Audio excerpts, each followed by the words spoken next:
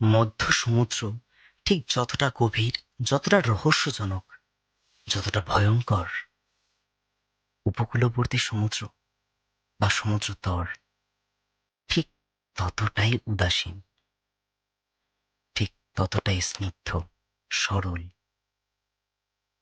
সবাই বলে সমুদ্র নাকি কিচ্ছু নিয়ে নেয় না, সব ফিরিয়ে দেয়। সমুদ্র কি সত্যি পারবে ফিরিয়ে দিতে কোনো হারিয়ে যাওয়া ভালোবাসা, কোনো হারিয়ে যাওয়া ভালোবাসার মানুষকে? আজকের লেখক সুমন অধিকারী, জন্ম 11ই অক্টোবর 1990। রামকৃষ্ণ বিবেকানন্দ মিশন থেকে স্কুল লাইফ পাস আউট হওয়ার পর বিসিএ কমপ্লিট করেন সেন্ট পিটার্স কলেজ থেকে এবং তারপর এমবিএ কমপ্লিট করেন WLCI থেকে। বর্তমানে তিনি একজন ইলেকট্রনিক মিডিয়া হাউসের সাথে যুক্ত।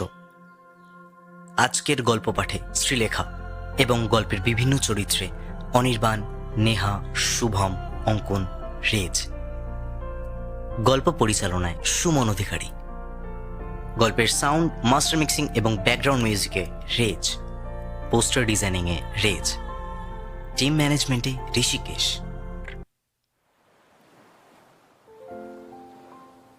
সমুদ্রের ধারের বিকেলটা খুব সুন্দর। অনেকে যদিও সমুদ্রে স্নান করতে বা সানরাইজ সানসেট দেখতে ভালোবাসে, কিন্তু মৌনিকার ভালো লাগে সন্ধে নামার আগের লালচে আকাশটা। দিগন্ত আর নীল সীমাহীন সমুদ্র একসাথে মিশে যায় এই সময়টায়। এই সময় দু চোখ ভরে দেখতে ইচ্ছে হয় প্রকৃতিকে। একদিন এক সময় ছিল যখন ওরা দুজন একসাথে বসে দেখত, আর রিপ পাশ থেকে বেষ্টন করে থাকতো ওকে। মৌনিকা বলতো, একটা গান শোনাবি রিপ? আর রিপ গিটারটা তুলে নিত হাতে, গাইতো সেই প্রিয় গানটা তার।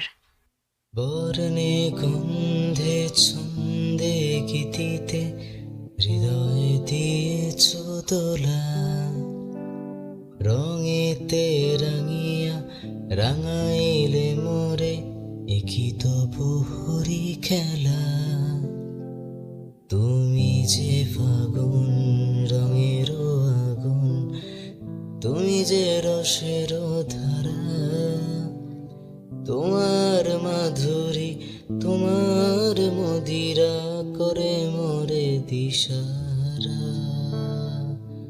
মুক্তা যেমন শুকতির বুকে, তেমনি আমাতে তুমি। আমার পরাণে প্রেমের বিন্দু তুমি, শুধু তুমি। মৌনিকা হাতটা চেপে ধরতো রিপের। রিপের মুখটা নেমে আসতো মৌনিকার পাতলা ঠোঁট জোড়ার কাছে। হ্যালো, বুঝতে পারি? চমক ভাঙে মৌনিকার। সে হঠাৎ আজ থেকে 4 বছর আগে হারিয়ে গিয়েছিল। অপ্রস্তুত হয়ে বালিতে রাখা ব্যাগটা উঠিয়ে নিল সে। ছেলেটা বসে পড়ল তার এক হাত দূরে। একটু বিরক্ত হয়ে তাকালো মৌনিকা। সমুদ্রের হাওয়ায় উস্কো খুস্কো চুল, অযত্নে লালিত দাড়ি, পরনে একটা বডি হাগিং টি শার্ট, তার উপরে একটা বুক খোলা শার্ট আর ফেডেড জিন্স। ছেলেটা এক দৃষ্টিতে সমুদ্রের দিকে চেয়ে আছে, মুখটা পাংশু হয়ে আছে। মৌনিকার একটু অস্বস্তি হলো। এ কেমন ছেলে? এত বড় সি বিচে যেখানে খুশি বসতে পারে সে, তার কাছ থেকে পারমিশন নেবারই বা দরকার কি? আর বসেই যখন পড়লো তার পাশে, এখন ভ্যাবলার মতো সমুদ্রের দিকে চেয়ে আছে। যত সব। কিছু বললেন? ছেলেটা তাকালো তার দিকে। মৌনিকা অপ্রস্তুত হয়ে বলে উঠল, না কিছু না। আপনি সমুদ্র ভালোবাসেন? মৌনিকা এবার একটু বিরক্ত হয়, মুখে বলে, বাট আমার জানেন তো সমুদ্র ঠিক ভালো লাগে না। তবে নির্জন সমুদ্র সৈকত আর ঢেউয়ের শব্দ, এটা শুনতেই আমি বারবার ফিরে ফিরে আসি। নির্জন সমুদ্রের ঢেউয়ের কিন্তু একটা মেলোডি আছে, জানেন তো? এবার মজা লাগে মৌনিকার। বাহ, ক্যারা পোকা আছে এই ছেলের মাথায়। সে একটু বাজিয়ে দেখতে চায় ছেলেটাকে। ঢেউয়ের একটা রিদম আছে তো জানতাম, কিন্তু মেলোডি? হ্যাঁ আছে, একটু ভালো করে শুনে দেখবেন। আপনি কি করেন? কথা শুনে তো মনে হচ্ছে মিউজিকের ফিল্ডে আছেন। ছেলেটা এবার ম্লান হেসে বলল, করতাম, এখন আর করি না, এখন শুধুই শুনি। কেন করেন না কেন? ছেলেটা এবার চোখটা সমুদ্রের দিকে রেখে বলে, রিদম, লিরিক্স আর মেলোডি আমাকে ছেড়ে চলে গেছে। কথাটা হঠাৎ খুব চেনা মনে হয় মৌনিকার। একসময় রিপো এমন কথা বলতো। ছেলেটা বলে চলে, সমুদ্রের জলের রং কি জানেন? বিভিন্ন সময় বিভিন্ন রকমের মনে হয় না? কিন্তু দেখুন, জল কিন্তু বর্ণহীন। এই যে এখন দেখুন, কেমন লালচে লালচে লাগছে না জলটা? মৌনিকা সেই দিকে তাকিয়ে দেখে, সত্যি অস্তগামী সূর্যের লাল আভা মেখে লালচে আকাশে প্রতিফলন হয়েছে সমুদ্রের বুকে। মৌনিকার সেই দিনটার কথা মনে পড়ে যায়, যেদিন রিপ তাকে সেই বিশেষ মুহূর্তে বলেছিল, আমাকে ছেড়ে চলে যাবি না তো মৌ? আমার খুব ভয় হয়, মনে হয় তোকে ছেড়ে চলে যেতে হবে আমাকে। আমি অস্তাচলে যেতে চাই না রে। তুই কি নিজেকে সূর্য ভাবিস? হ্যাঁ ভাবি, আমি সূর্য আর তুই আকাশ। আমি তোকে আমার তেতে জ্বালাই পোড়াই, তুই আমাকে ধারণ করিস, আদর করিস, ঘুম পাড়াস। কেন এত ভালোবাসিস আমাকে? জানি না, যা। রিপ আরো গভীরে টেনে নিয়েছিল মৌনিকাকে। বিছানায় দুটো শরীর মিশে গিয়েছিল গভীর আশ্লেষে। মৌনিকাকে এত গম্ভীর দেখে ছেলেটা হঠাৎ বলে উঠল, কিছু ভাবছেন বুঝি?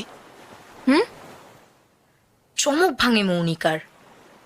একটু অপ্রস্তুত হয়ে সে বলে, না না, তেমন কিছু না। তার মানে তো গভীর কিছুই ভাবছিলেন। কেন? এমন কেন মনে হলো আপনার? আসলে আমরা যখন খুব আপন কিছু চিন্তা করি না, তখন আমরা অন্যের কাছে ধরা পড়ার ভয় পাই, তাই বললাম। বাহ, আপনি তো দেখছি মিউজিক ছেড়ে ফিলোসফার হয়ে উঠছেন।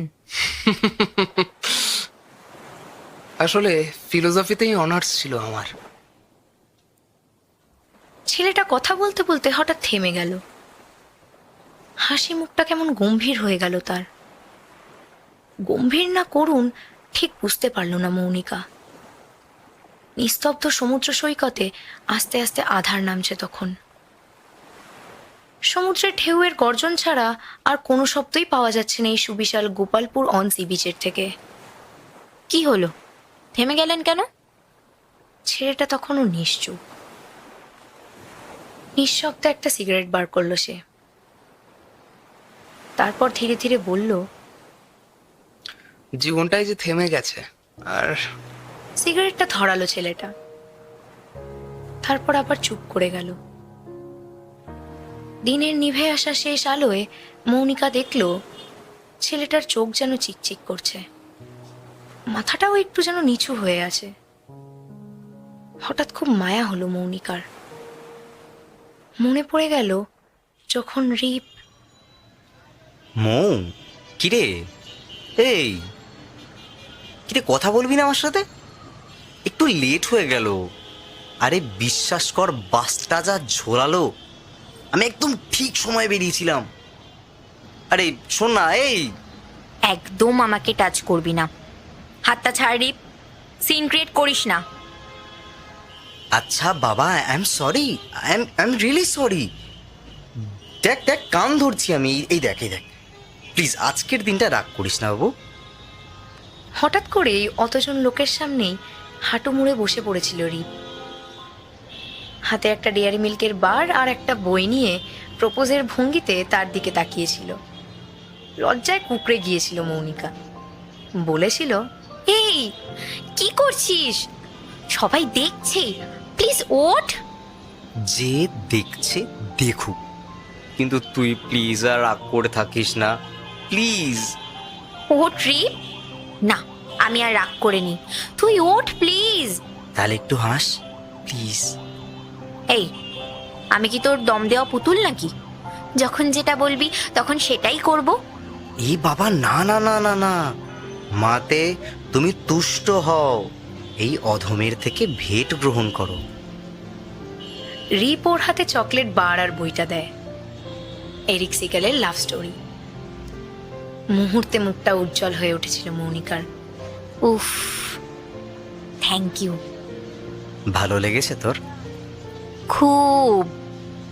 হ্যাপি বার্থডে মৌ, খুব ভালো থাকিস। রিপ জড়িয়ে ধরেছিল মৌনিকাকে। রিপের বুকের পুরুষালী ওম মেখে খুব ভালো লাগছিল মৌনিকার। যেন মনে হচ্ছিল এই মুহূর্তটা এখানেই থেমে যাক। আজও এই মুহূর্তটাই বন্দি হয়ে আছে মৌনিকার মনে। হঠাৎ পাশে তাকিয়ে মৌ বুঝলো ছেলেটা পাশে বসে নেই। ইতিউতি তাকিয়ে এসে দেখলো ছেলেটা সমুদ্রের ধারের দিকে এগিয়ে গেছে, এক দৃষ্টে তাকিয়ে আছে। কেমন যেন একটা ভয় করে মৌনিকার। গোপালপুরের শান্ত সমুদ্র সৈকতে প্রায় সুইসাইড বা সমুদ্রে ডোবার খবর পাওয়া যায়। ছেলেটাকে এমনিতেই অপ্রকৃতিস্থ বলে মনে হচ্ছে তার। মৌনিকা ডাকে ছেলেটাকে, শুনছেন? এই যে শুনছেন, অন্ধকারে সমুদ্রের ধারে যাচ্ছেন কেন? এই সি বিচটাতে কিন্তু আলো নেই, শুনছেন? ছেলেটার কোনো হেলদোলই নেই। সে তখনও নিশ্চুপ নিশ্চল হয়ে সমুদ্র দেখছে। এবার মৌনিকা উঠতে যায়। এ কেমন ছেলে রে বাবা, না জানি কি করতে এসেছে। মৌনিকা ওঠার তোড়জোড় করতে যেতেই দেখে ছেলেটা আবার হেঁটে আসছে তার দিকে। কি ভয় পেয়ে গিয়েছিলেন নাকি? আপনি অন্ধকারে সমুদ্রের দিকে যাচ্ছিলেন কেন? ছেলেটা অপলক দৃষ্টিতে তাকিয়ে থাকে বালির দিকে।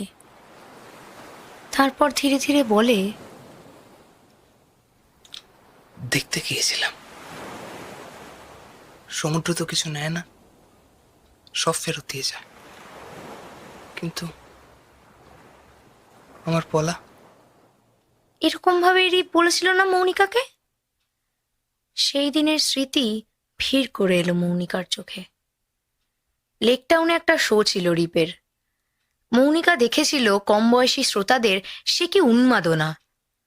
দারুণ ফিডব্যাক পেয়েছিল রিপ আর ওর ব্যান্ড মেম্বার্সরা। ও মন, তুমি জানো মাঝে মাঝে রাতে একে বিছানাতে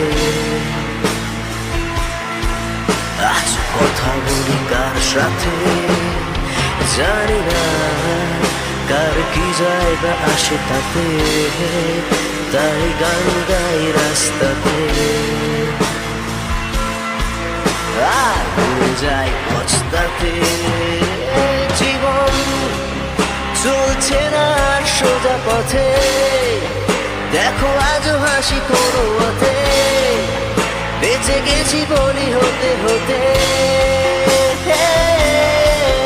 হয়তো মরে গেলে হতো বেশি ভালো, কেন এত সুখ ফেলে গেল জীবনের সেরা স্মৃতিগুলো। স্মৃতি স্মৃতি সব স্মৃতি রয়ে যায়, স্মৃতি স্মৃতি সব স্মৃতি রয়ে যায়। ঘুম ঘুম ঘুম ঘুম চোখে তোমার কলেজে প্রবেশ, চোখে কাজল দিলে তোমায় লাগে বেশ। ও এভাবে তাকিও না, আমি উন্মাদ হয়ে যাই। চারিদিকে এত রাজ করলে বড় কার দিকে তাকাই। স্মৃতি স্মৃতি সব স্মৃতি রয়ে যায়, স্মৃতি স্মৃতি সব স্মৃতি রয়ে যায়। সেই যে হলুদ পাখি বসে জামরু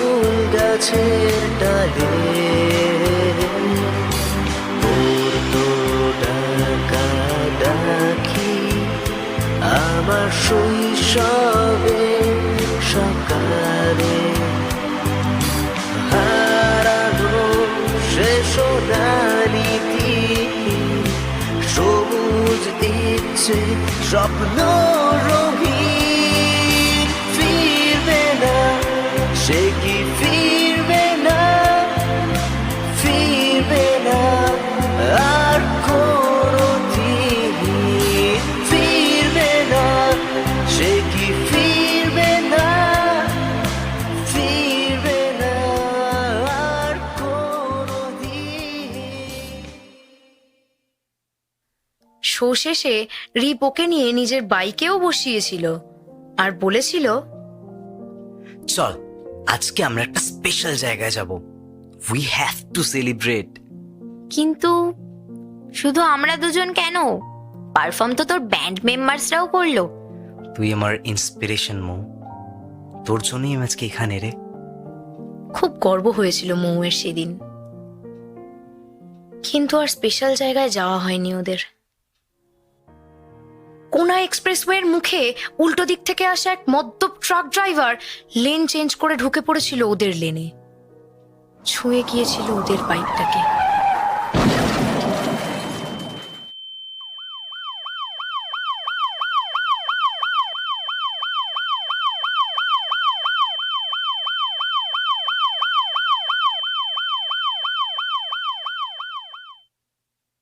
হসপিটালে যখন জ্ঞান হয়েছিল মৌনিকার, তখন কড়া সিডেটিভের জন্য ও চোখ মেলতে পারছিল না।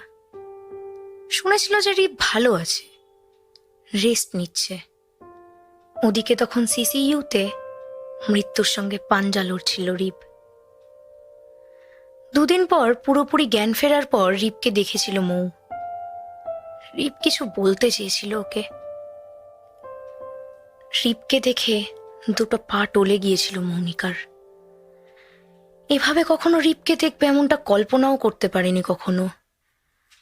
তৃতীয় দিন রাতে রিপ এসেছিল মৌয়ের কাছে, বলেছিল, এই দিনটারই ভয় পেতাম রে মৌ, তোকে ছেড়ে যেতে যে খুব ভয় করছে। মৌ কোলে তুলে নিয়েছিল রিপের মাথাটা, চুলে বিলি কেটে দিতে দিতে বলেছিল, কোথায় যাবি তুই? তোকে আমি আমাকে ছেড়ে কোথাও যেতে দেব না।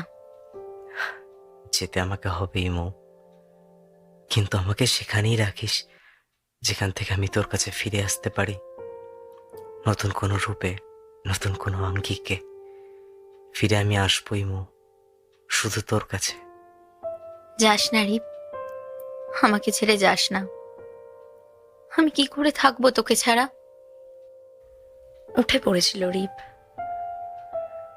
তারপর হাতটা ছাড়িয়ে মিলিয়ে যেতে থাকলো একটা নীল আলোর বৃত্তে। থরথর করে উঠে বসে মৌনিকা। স্বপ্ন? এ কি স্বপ্ন দেখছিল সে? হসপিটালের বেড থেকে নামতে যায় সে, কিন্তু পারে না। এরপর 4 দিন ভেন্টিলেশন সাপোর্টে ছিল রিপ। কত ডেকেছিল মৌনিকা রিপকে, আর কখনো সাড়া দেয়নি ও। এরপর সব সম্পর্ক, সব শিকল, সব বাঁধন মুক্ত করে উড়ে গিয়েছিল ধরাছোঁয়ার বাইরে। হলুদ পাখি উড়ে গিয়েছিল সমস্ত ধূসরতাকে ছাড়িয়ে। ব্যাগটা বুকের মাঝে চাপটে ধরে মৌনিকা। অনেকক্ষণ ধরে চেপে রাখা কষ্টটা বুক ফেটে বেরিয়ে আসতে চায় তার। চোখ দিয়ে অঝোর ধারায় বেরিয়ে আসে কষ্টটা। একটা কাঁধ খোঁজে মৌনিকা, কিন্তু সেই কাঁধটা আজ আর নেই। এক অপার্থিব শূন্যতা ঘিরে আছে আজ তাকে। হঠাৎ জোরালো টর্চ লাইটের আলো এসে পড়ে মৌনিকার মুখে। কি ব্যাপার, আপনি এখানে একা বসে আছেন কেন? বিহলতাটা পুরোপুরি যায় না মৌনিকার। সে বলে, একা না, মানে ma'am, this beach is not safe. এখানে কিছু চোরাবালি আছে।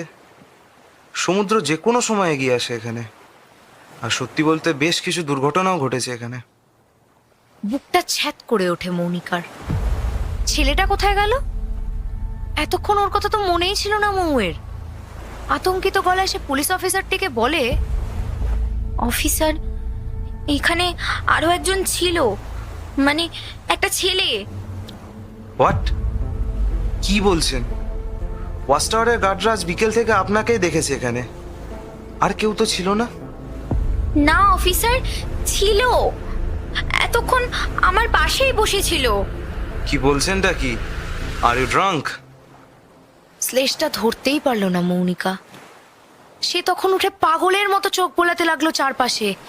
বলে উঠল, প্লিজ খুঁজুন অফিসার, কিছুক্ষণ আগে ওই ছেলেটা সমুদ্রের ধারের দিকে গেছিল। প্লিজ অফিসার, বড় দুর্ঘটনা ঘটার আগে একবার খুঁজুন প্লিজ। দূর থেকে হঠাৎই হুইসেলের একটা আওয়াজ ভেসে এলো। মৌনিকা দেখলো যে সার্চ লাইট হাতে 4-5 জনের একটা দল এগিয়ে আসছে তাদেরই দিকে। ওয়াকি টকিতে অফিসারের কাছে একটা ভয়েস ভেসে আসে, স্যার, বইটা পাওয়া গেছে। ওকে। অফিসার এবার ব্যস্ত সমস্ত হয়ে বলে, আপনি এবার ফিরে যান। আর কোন হোটেলে উঠেছেন? আমরা আপনাকে ড্রপ করে দিতে পারি। আমাদের আবার কাজ বেড়ে গেল, এই আর কি।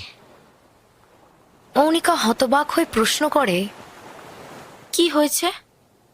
আর কি, আবার বডি পাওয়া গেছে, আর পারা যাচ্ছে না। 4 জন নুলিয়া আর 3-4 জন পুলিশ পলিথিন ব্যাগে মোড়া কোনো বড় জিনিস সমুদ্রের পাড়ে নামিয়ে রাখলো। টর্চের আলো ফেলতেই সেই পলিথিন ব্যাগটা দৃশ্যমান হলো। ফেডের জিন্স আর শার্ট পরা একটা 25-26 বছরের ছেলে। সারা শরীরে সাদা বালির একটা আস্তরণ পড়ে গেছে, চুলটাও জলে ভেজা, কিন্তু মুখে একটা অদ্ভুত প্রশান্তি লেগে রয়েছে। তাহলে কেউ সমুদ্রই নিল? সন্দেহ হয়েছিল আমার। কাল বিকেলে যখন হোটেল স্যান্ডিন থেকে ফোন করে বলল যে ছেলেটা সকালে চেক ইন করে আবার মিসিং। পান্ডে, বডিটা পোস্টমর্টমে। ম্যাডাম, কি হলো? কি হলো আপনার? মৌনিকার শরীরটা মুহূর্তেই অবশ হয়ে যায়। হঠাৎ শরীর এলিয়ে পড়ে বালির ওপর। ব্যাগটা খসে যায় হাত থেকে তার।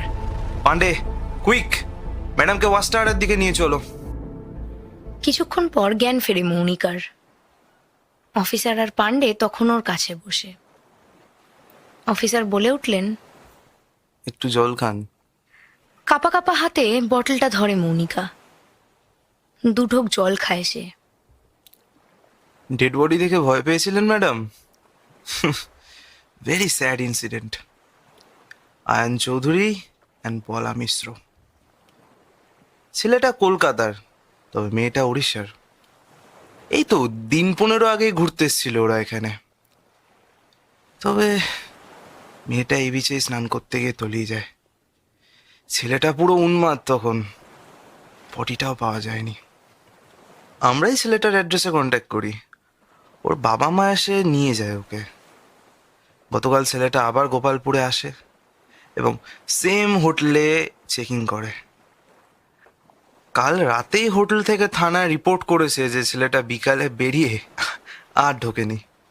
ওর গার্লফ্রেন্ড তলিয়ে যাওয়ার পরে এমনিতেই ডিস্টার্ব ছিল। আর আজ ও।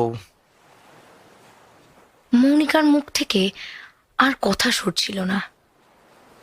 ধীরে ধীরে ও জিজ্ঞাসা করল, কখন ঘটলো ঘটনাটা?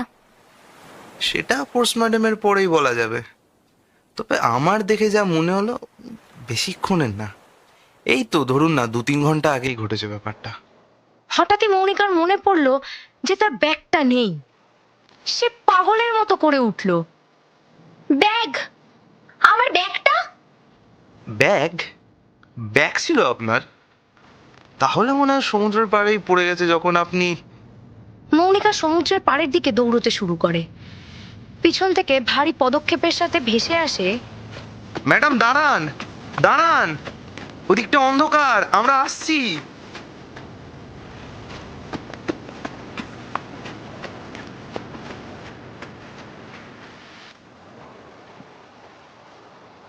সমুদ্রের একদম ধারে এসে মৌনিকা দেখে সমুদ্রের মধ্যে যেন অসংখ্য নীল বিন্দু জ্বলজ্বল করছে। একটু যেন এগিয়ে এসছে সমুদ্র, আর কিছুটা দূরে ভেসে যাচ্ছে তার সাদা রঙের ব্যাগটা। মৌনিকা হাঁটু জলে নেমে আসে। ব্যাগটা সে সমুদ্রে ভেসে যেতে দিতে পারে না। এই 8 মাস প্রত্যেক দিন সে রিপের চিতাভস্য সব সময় নিজের কাছে রেখেছে, কাজ ছাড়া হতে দেয়নি এক মুহূর্তের জন্য। হঠাৎ মৌনিকার কানের কাছে ভেসে আসে, সমুদ্র তো কিছু নেয় না, সব ফেরত দিয়ে যায়, কিন্তু আমার পলা আমাকে সেখানেই রাখিস, যেখান থেকে আমি তোর কাছে ফিরে আসতে পারি, নতুন কোনো রূপে, নতুন কোনো আঙ্গিকে। ফিরে আমি আসবই শুধু তোর কাছে।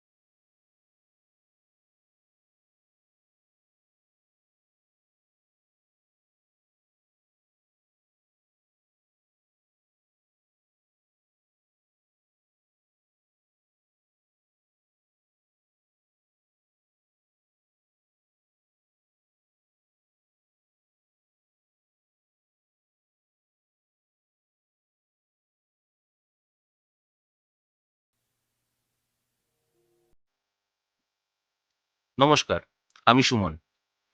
পারাবার গল্পটি আমাদের চ্যানেলের প্রথম অরিজিনালস। এই পারাবার গল্পটির চরিত্রগুলির নাম নেওয়া হয়েছে এই সময়ের একজন বিশিষ্ট সাহিত্যিক শ্রী সরঞ্জিৎ চক্রবর্তীর পাল্টা হাওয়া উপন্যাস থেকে।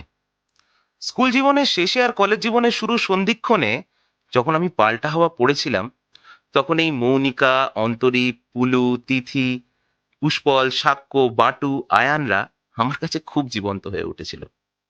তাই যখন গল্পটি লিখতে বসি, তখন কিছু জীবন্ত চরিত্রের নাম আমি ঋণ নিয়েছি সরঞ্জিত বাবুর এই উপন্যাস থেকে। এই গল্পটি যদি আপনাদের ভালো লাগে বা যদি বেশি করে শেয়ার হয়ে সরঞ্জিত বাবুর কাছে পৌঁছয়, তবে মনে হয় না ওনার কোনো আপত্তি হবে। কিছু প্রেম ঠিক এভাবেই গল্পের আকারে থেকে যায়। কিছু প্রেম ঠিক এইভাবেই স্মৃতির পাতায় পাতায় লেখা হয়ে যায়। আর এইভাবেই সেই প্রেম এবং মানুষগুলো বেঁচে থাকে আমাদের সবার মধ্যে। শুনছিলেন আজকের গল্প সুমন অধিকারীর পারাবার। আজ গল্প পাঠে শ্রীলেখা মজুমদার, মৌনিকার চরিত্রে নেহা মজুমদার, রিপের চরিত্রে আমি রেজ, আয়ানের চরিত্রে অনির্বাণ মৈত্র, পুলিশের চরিত্রে শুভম ঘোষ, পাণ্ডের চরিত্রে অঙ্কন সোম, গল্পের পরিচালনায় সুমন অধিকারী, গল্পের sound, master mix, special effects এবং পোস্টারে রেজ, টিম ম্যানেজমেন্টে ঋষিকেশ মণ্ডল। আপনারা আপনাদের সুচিন্তিত মতামত আমাদের ইমেল আইডি, ফেসবুক পেজ বা ইনস্টাগ্রাম আইডিতে জানাতে পারেন। এই সমস্ত কিছুর লিংক দেয়া থাকলো আমাদের ডেসক্রিপশন বক্সে। আশা করি আপনারা জানাবেন আপনাদের কেমন লাগলো আমাদের পরিবেশনা।